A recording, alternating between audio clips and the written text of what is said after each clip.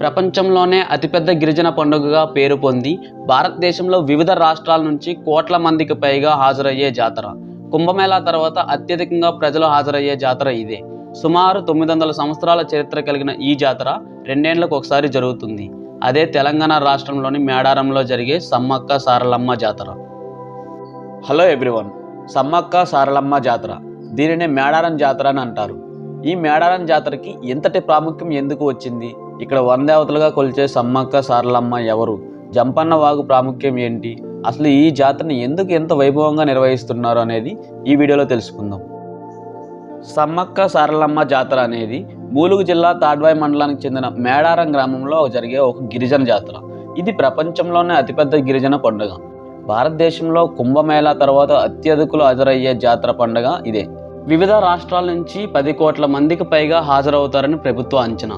ములుగు జిల్లా కేంద్రం నుండి 44 కిలోమీటర్ల దూరంలో తాడ్వాయి మండలంలో ఉన్న మారుమూల అటవీ ప్రాంతమైన మేడారంలో పెద్ద పెద్ద అడవులు, కొండల మధ్య ఈ చారిత్రాత్మకమైన జాతర జరుగుతుంది. సమస్త గిరిజనులకు ఆరాధ్య దేవతలు, ప్రజల కష్టాలు తీర్చే కలియుగ దైవాలుగా, ఆపదలో ఉన్నవారిని ఆదుకునే ఆపద్ బాంధవులుగా, కేవలం తెలంగాణలోనే కాక భారతదేశంలోనే వనదేవతలుగా పూజలందుకుంటున్నారు ఈ సమ్మక్క సారక్క దేవతలు.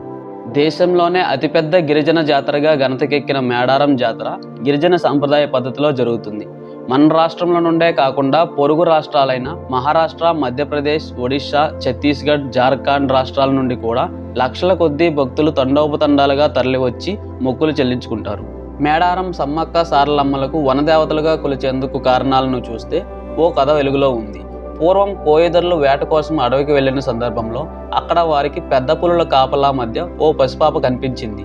ఆ పాపను కోయదర్లు నివాసానికి తీసుకెళ్లారు. పాప గూడానికి వచ్చినప్పటి నుంచి అన్ని శుభాలే జరగడంతో కొండదేవతే ఆ రూపంలో వారి దగ్గరికి వచ్చిందని నమ్మారు. మాఘశుద్ధ పౌర్ణమి రోజు ఆ పాపకు సమ్మక్క అని నామకరణం చేశారు.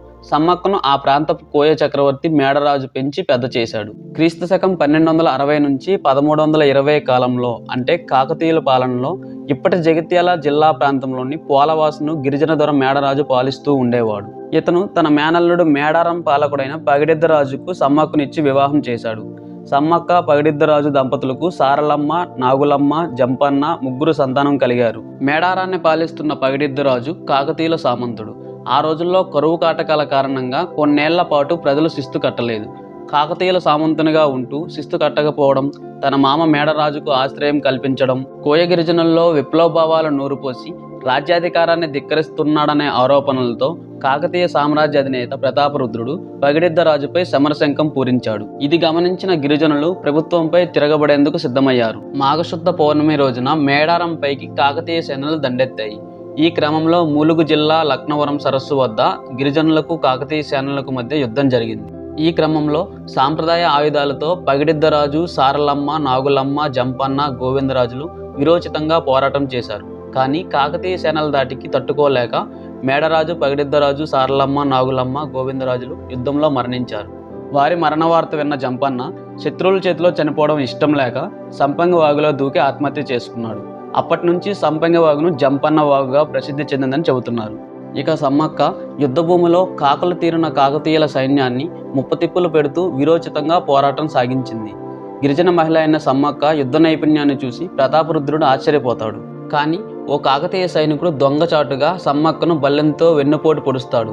దెబ్బతిన్న సమ్మక్క రక్తపు దారాలతోనే యుద్ధభూమి నుంచి చిలకల గట్టు వైపు వెళుతూ మార్గ మధ్యలోనే అదృశ్యమైంది. సమ్మక్కను వెతుక్కుంటూ వెళ్లిన అనుచరులకు ఆమె జాడ కనిపించలేదు. కానీ ఆ ప్రాంతంలో ఒక పుట్ట దగ్గర పసుపు, కుంకుమల భరిణ కనిపించింది. దాన్ని సమ్మక్కగా భావించి అప్పటి నుంచి ప్రతి 2 ఏళ్లకు ఒకసారి మాఘశుద్ధ పౌర్ణమి రోజున సమ్మక్క జాతరను అత్యంత భక్తి శ్రద్ధలతో జరుపుకుంటున్నారు. ఆ తర్వాత తప్పు తెలుసుకున్న ప్రతాపరుద్రుడు సమ్మక్కకు భక్తుడిగా మారిపోతాడు. కొంతకాలానికి ప్రతాపరుద్రుడు కోయరాజులు కట్టాల్సిన కప్పాన్ని రద్దు చేసి సమ్మక్క భక్తుడై కానుకలు సమర్పించాడు. 2 ఏళ్లకోసారి జాతర నిర్వహించాలని ఆదేశాలు జారీ చేశాడు. ఈ సమ్మక్క సారలమ్మ జాతర అలా మొదలైందనే కథ విస్తృతంగా ప్రచారంలో ఉంది. జాతర మొదటి రోజున కన్నెపల్లి నుంచి సారలమ్మను గద్దెకు తీసుకొస్తారు. 2వ రోజున చిలుకల గుట్టలో భరిణ రూపంలో ఉన్న సమ్మక్కను గద్దెపై ప్రతిష్ఠిస్తారు. దేవతలు గద్దెలపై ప్రతిష్ఠించే సమయంలో భక్తులు పూనకంతో ఊగిపోతారు. 3వ రోజున అమ్మవార్లు ఇద్దరు గద్దెలపై కొలువు తీరుతారు.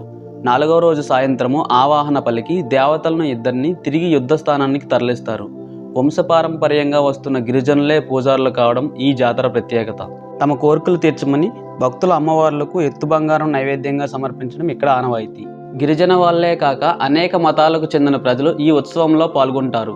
సుమారు 1 కోటికి పైగా జనం పాల్గొనే మహా గొప్ప జాతర. ఈ జాతర ఆసియాలోనే అతిపెద్ద జాతర.